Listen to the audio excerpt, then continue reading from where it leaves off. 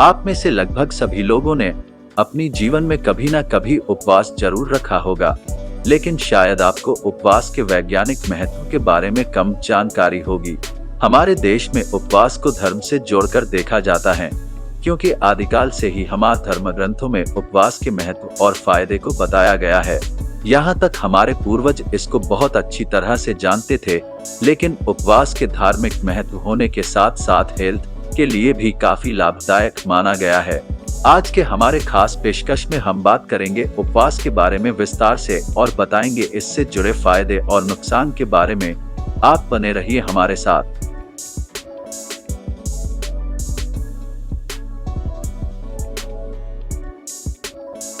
नमस्कार, स्वागत है आप सभी का आपके अपने पसंदीदा चैनल सेहत दलान में।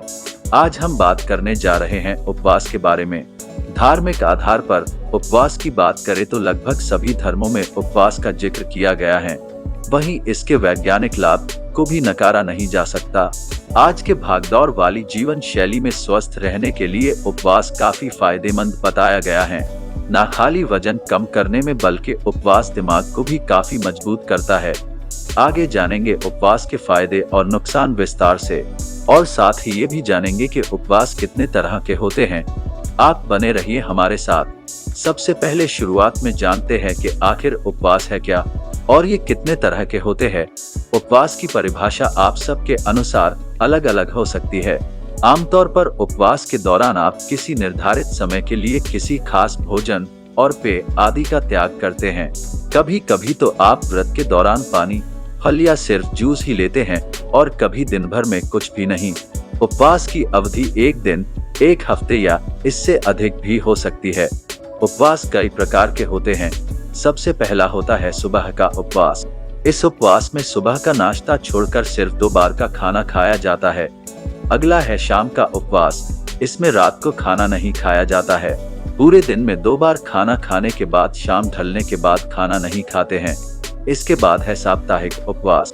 कुछ लोग हर सप्ताह किसी एक विशेष दिन उपवास करते हैं। ये व्यक्ति पर निर्भर करता है कि उस उपवास के दौरान वो पानी पिए या फलाहार करे। बस इस दौरान नमक वाले खाद्य पदार्थों का सेवन नहीं किया जाता है। अगला उपवास है जूस या रस का उपवास। इस उपवास के दौरान व्यक्ति ठोस या भारी पदार्थों का सेवन नहीं करता। इसमें व्यक्ति सिर्फ फलों के रस ही पीता है। इसके बाद आता है फलाहार उपवास। इस तरह के उपवास में खाली फलों का या फिर फल के जूस का सेवन किया जाता है। अगला उपवास है निराहार उपवास। इस उपवास में कुछ भी नहीं खाया जाता है। इस तरह के उपवास में आप खाली पानी पी सकते हैं। इसे पूर्णोपवास उपवास भी कहा जाता है। अगला उपवास है दूध का उपवास। इस तरह के उपवास में आप खाली दूध का सेवन कर सकते हैं। अब बात करते हैं निराहार या निर्जला उपवास की। ये उपवास सबसे कठिन माना जाता है, क्योंकि इस उपवास में न कुछ खाना होता है और नहीं पीना। इसलिए बिना खाए पिए काफी मुश्किल होता है। इस वजह से इस तरह के उपवास को काफी कठिन माना जाता है। इसके बाद बात करते हैं नैदानिक उपवास की। दरअसल जब कोई व्यक्ति मेडिकल टेस्ट कराने जाता है और उस टेस्ट में खाली पेट रहने की जरूरत हो, तो ये उपवास रखा जाता है। इसमें जब तक टेस्ट न हो जाए तब तक व्यक्ति बिना कुछ खाए पिए रहता है, या व्यक्ति को जब तक खाने पीने को न कहा जाए तब तक वो नहीं खाता है। आइए आगे बढ़ते हैं और बात करते हैं इंटरमिटेंट उपवास के बारे में। ये उपवास आजकल काफी चलन में है। इसे वजन कम करने के लिए किया जाता है। इसमें खाने का वक्त या पैटर्न बदला जाता है। इसमें 1-2 दिन छोड़ कर उपवास किया जाता है, या फिर खाने की मात्रा को कम किया जाता है।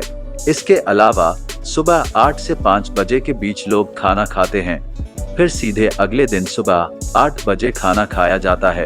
बीच के समय में आप पेय पदार्थ जैसे जूस, कॉफी, चाय और पानी का सेवन कर सकते हैं। इसके अलावा और भी तरह के उपवास माने गए हैं, जिसमें शुगर या शुगर वाले खाद्य पदार्थों का सेवन नहीं किया जाता। वही कुछ उपवास ऐसे होते हैं जिसमें व्यक्ति उच्च कैलोरी वाले खाद्य पदार्थों को लेना बंद कर देता है। बाकी किसको कैसा उपवास करना है, ये पूरी तरह से व्यक्ति और उसके शारीरिक क्षमता पर निर्भर करती हैं। ये तो रही उपवास के प्रकार की बात। उम्मीद है आप अलग अलग तरह के उपवास के बारे में भली भांति जान गए होंगे। आइए आगे बढ़ते हैं और जानते हैं कि उपवास करने के फायदे क्या हैं। उपवास करने के फायदे सिर्फ मन की सुख शांति नहीं, बल्कि स्वास्थ्य के लिए भी काफी जरूरी बताया गया है। उपवास का सबसे ज्यादा फायदा शरीर को डिटॉक्सिफाई करने में देखने को मिलता है। रिसर्च के अनुसार अगर ऐसा उपवास रखा जाए जिसमें खाद्य पदार्थों के सेवन के बजाय लिक्विड शामिल हों, तो शरीर सही तरह से डिटॉक्सिफाई हो सकता है, जिससे पाचन बढ़िया बेहतर होने के साथ ही पेट संबंधी परेशानियां और त्वचा संबंधी समस्याएं कम हो सकती हैं। उपवास के अगले फायदे की बात करें तो वजन कम करना इसमें प्रमुख है। आज के दौर में बिगड़े लाइफस्टाइल, फास्ट फूड्स के बढ़ते प्रचलन के चलते आधे से ज्यादा लोगों की समस्या मोटापा बन गई है। ऐसे में समय रहते इस पर ध्यान नहीं दिया गया तो ये कई शारीरिक समस्याओं का कारण बन सकती है। इस समस्या से निजात पाने के लिए उपवास बेहद कारगर माना गया है। इंटरमिटेंट फास्टिंग से बढ़ती चर्बी को कम करने में काफी मदद मिलती है, क्योंकि इस उपवास में ठोस पदार्थों की जगह पे पदार्थों का सेवन किया जाता है या फिर खाने का वक्त बदला जाता है। उपवास पाचन तंत्र को सही करने में काफी फायदेमंद होता है। उपवास करने से शरीर के खुद का हीलिंग तंत्र सही से काम करता है, जिससे शरीर कई तरह की परेशानियों से खुद लड़ना शुरू कर देता है। ऐसा माना जाता है कि उपवास के दौरान अपच की समस्या नहीं होती है और ये परेशानी उपवास करने से कुछ समय बाद सही हो जाती है। इसलिए उपवास को पाचन के लिए चमत्कारिक इलाज भी कहा जाता है, जिससे पाचन से जुड़े विकार दूर हो सकते हैं। आगे बढ़ते हैं और बात करते हैं उपवास के अगले फायदे के बारे में। आपको सुनकर यकीन नहीं होगा, लेकिन ये सच है कि उपवास का फायदा स्किन से जुड़ी समस्या में भी होती है। ऐसा देखने को मिलता है कि कई बार सिर्फ क्रीम और कॉस्मेटिक का ही नहीं, बल्कि खान पान का असर भी त्वचा पर होने लगता है। मसलन ज्यादा तेल, मसाले या बाहरी खाने से त्वचा बेजान सी दिखने लगती है और यहाँ तक कि कील मुहासे हो जाते हैं। ऐसे में उपवास को काफी फायदेमंद बताया गया है। जैसा कि आपको पता होगा कि उपवास रखने से शरीर डिटॉक्सिफाई होता है। इससे जब शरीर डिटॉक्सिफाई होगा तो शरीर में मौजूद विषाक्त तत्व बाहर निकलेंगे, जिससे त्वचा में नई चमक आएगी और त्वचा खूबसूरत दिखने लगेगी। उपवास का फायदा उच्च रक्तचाप की समस्या में भी देखने को मिलती है। उपवास से इस समस्या में काफी हद तक राहत मिल सकता है। इस समस्या में अनिरंतर उपवास, जिसमें आमतौर पर 16 घंटे का उपवास और 8 घंटे खाने की सलाह दी जाती है, काफी लाभकारी साबित होता है। यहाँ तक कि 1 हफ्ते तक उपवास रखने से रक्तचाप की समस्या में फायदा दिखना शुरू हो जाता है और उपवास को सही तरीके से करने से उच्च रक्तचाप काफी हद तक नियंत्रित रह सकता है। उपवास के अगले फायदे की बात करें तो ये कोलेस्ट्रॉल को कम करने में भी फायदेमंद होता है। दरअसल अनिरंतर उपवास से वजन कम करने में फायदा मिलता है, जिससे कोलेस्ट्रॉल कम होता है और इसका जोखिम भी कम होता है। ऐसा माना जाता है कि 1 दिन के अंतराल के बाद किए जाने वाले उपवास से कोलेस्ट्रॉल काफी हद तक कम हो सकता है और इससे ट्राइग्लिसराइड्स यानी एक प्रकार का वसा और खराब कोलेस्ट्रॉल नियंत्रित होता है। आगे बढ़ते हैं और बात करते हैं उपवास के अगले फायदे के बारे में। आप में से बहुत कम लोगों को यकीन होगा कि ब्लड शुगर कम करने के लिए भी उपवास काफी लाभदायक होता है। जैसा आप सबको पता होगा कि शरीर में ब्लड शुगर का स्तर बढ़ जाने पर इससे पीड़ित लोगों को स्वास्थ्य से जुड़ी समस्याओं का सामना करना पड़ता है। इससे छुटकारा पाने के लिए उपवास काफी लाभकारी माना गया है, लेकिन इस हालात में डॉक्टर की परामर्श के बाद ही उपवास रखने की सलाह दी जाती है। उपवास का फायदा इम्यूनिटी बढ़ाने के लिए भी देखा गया है। जैसा कि हम सब जानते हैं कि किसी भी संक्रमण से लड़ने के लिए इम्यून सिस्टम का मजबूत होना आवश्यक होता है। माना जाता है कि इम्यूनिटी बढ़ाने के लिए उपवास बेहद लाभकारी होता है। दरअसल उपवास रखने से ऑटोफेगी यानी शरीर के सेल्स को साफ करने की क्षमता बेहतर होती है, जिससे शरीर का प्रतिरक्षा तंत्र और इम्यूनिटी मजबूत होती है। इससे तमाम बीमारियों से लड़ने की क्षमता बढ़ सकती है। उपवास का फायदा उन लोगों में भी देखने को मिलता है जिन्हें किसी चीज की बुरी लत पड़ जाती है, चाहे वो लत खाने की हो या फिर किसी अन्य पदार्थ की। उपवास करने से इसमें निजात मिलती है। दरअसल उपवास रखने से ब्रेन न्यूरोकेमिस्ट्री में कुछ बदलाव हो सकता है, जिससे बार बार किसी चीज का सेवन करने की इच्छा कम होती है। इसी को आधार मानकर कहा जाता है कि उपवास किसी भी लत को छुड़वाने में काफी उपयोगी होती है। उपवास का फायदा मानसिक और भावनात्मक लाभ के लिए भी किया जाता है। उपवास का असर सिर्फ शारीरिक स्वास्थ्य पर ही नहीं, बल्कि मानसिक और भावनात्मक स्वास्थ्य पर भी पड़ता है। इससे एकाग्रता सुधारने में मदद मिलती है और साथ ही ध्यान केंद्रित करने में मदद मिलती है। यही नहीं, चिंता, तनाव और अनिद्रा जैसी समस्या दूर करने के लिए भी उपवास कारगर साबित होती है। ऐसा माना जाता है कि उपवास करने से व्यक्ति को भावनात्मक रूप से शांत रहने और खुशी का एहसास करने में मदद मिलती है। ये तो रही उपवास की फायदे की बात। आइए अब आगे बढ़ते हैं और बात करते हैं कि उपवास के दौरान क्या खाना पीना चाहिए। उपवास में क्या खाना चाहिए, ये इस बात पर निर्भर करता है कि व्यक्ति किस प्रकार का उपवास कर रहा है।